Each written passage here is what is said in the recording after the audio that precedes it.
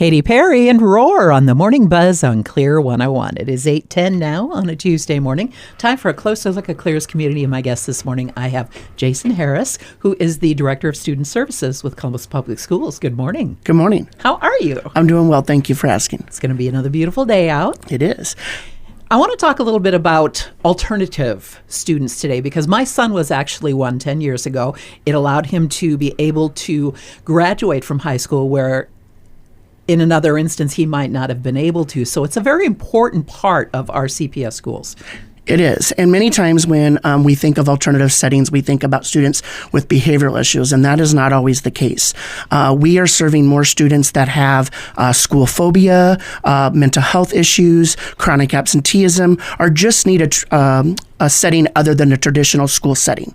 And when we say that, that was my son's problem, was he had a mental illness, and so this was how we were able to get him graduated from high school. And that's important because it's much more difficult, I think, if you try to go back later and get a GED. That can be a really big hill to climb. It can be. So many times we have students that just feel like they're kind of at the end of the ropes, and even families, and they want to withdraw from school. And one of the biggest things that we try to educate them on is passing the GED is not easy, and many times students even fail at that. And our goal is always for them to be successful and to graduate with their diploma or an alternative certificate to a diploma, but we would like them to graduate from Columbus Public Schools. Absolutely. And you mentioned that sometimes it could be behavioral, it could be emotional, it could be mental, it could be socioeconomic with their families, and that's why they're missing a lot of school. Correct. At the high school level, sometimes we have students that have jobs to support their families, and so actually that is how kind of Pathways AM at over by the alternative ed, the admin building was founded because students needed an alternative setting because they had concerns for their family and to bring in money for their family. And so we developed a program for 5th and 6th year seniors that needed to graduate, but also needed to support their family. So they attended school in the morning and then were able to go work and support their family. So what are the programs that are offered, Jason, through CPS right now? Yeah, we have a wide variety of programs. So at the high school, we have the A+ program offered inside our high school. So many students take classes within the high school, but then they might go out for electives, or sometimes they complete their entire program within the school within a school, the A+ program. And then the high school also offers some things in the morning and the afternoon before and after school. And then we have our Pathways AM program, which is next to our admin building, and then our Pathways PM program that serves middle school students, 7th and 8th graders that have all those issues that we just talked about. Many times for the middle schoolers, it's chronic absenteeism, and we really want to show them that they can be successful in school so they can transition back to a traditional setting at the high school. Now, you also support some off-campus programs. We do. So we do contract with Boys Town Day School in Duncan, and then also the ESU 7 Learning Academy. They are both alternative education settings, and they accept a wide variety of students, but they remain CPS students, and then we pay for our students to go there to receive the support that they need. And we determine that because the programs that we offer within our buildings are just outside of our buildings are not successful for that student.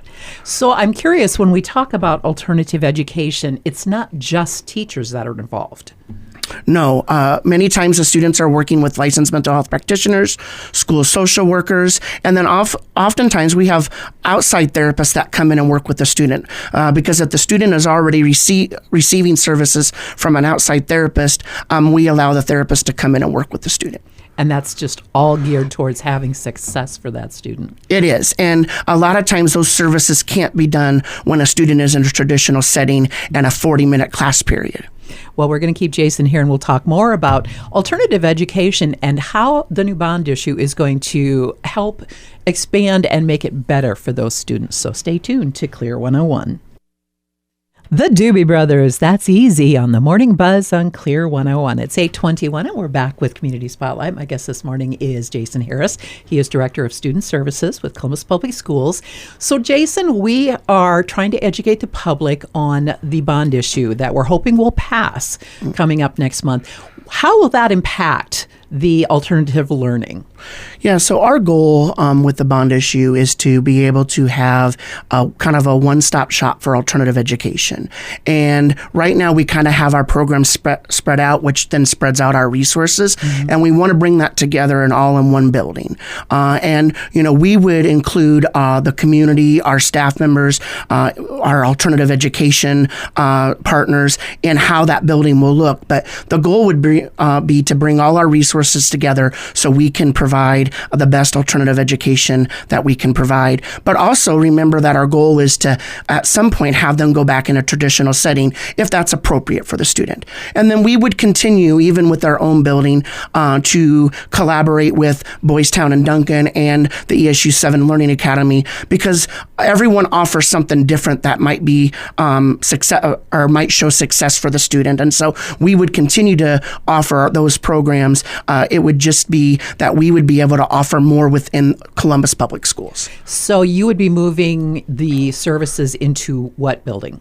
Right now it would be the current admin building. After the admin building moves out to the admin offices at the KLIR Education Center, we would then look at how we would renovate that to become an alternative school.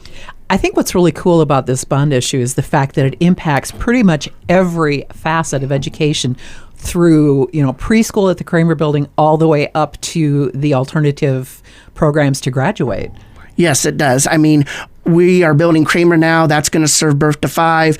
And then our goal would be to have the alternative center that will serve elementary through high school and just offer an additional setting for our students at CPS. And I honestly did not know that children as young as 7th and 8th grade could go into the alternative education program. But that's really cool because you want them to have the success, and the earlier you can put them on that path, the better. Yeah, I mean, we always try to keep students in the school building, but we've had students as young as elementary that needed alternative education setting. And their school team looks at that, they collect data, and they determine what might be the best setting for that student. Maybe it is a smaller group. Maybe it's like 5 students. Maybe it's one-on-one time. Correct. And sometimes it's just the smaller setting. It's the more non-traditional setting where I may not have to be in my desk all the time. It's also about the services that we offer. So having kind of immediate access to a licensed mental health practitioner or a school social worker might be the ticket for that student to be successful. And I know that there's a lot of education going on as far as getting the word out. What is the bond issue? How it will affect the public? How it's going to help our community? And there are chances for us to learn more. There are chances for us to learn more. We're having Sundays with the superintendent.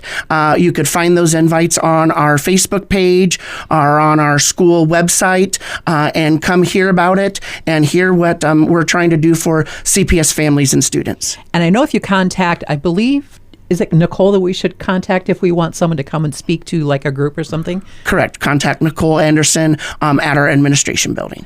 Well, this has been fascinating. I really appreciate you coming in this morning, Jason Harris. Good to meet you. Nice to meet you. Thank you. All right, stay tuned. Coming up, we'll have more music on KLIR 101.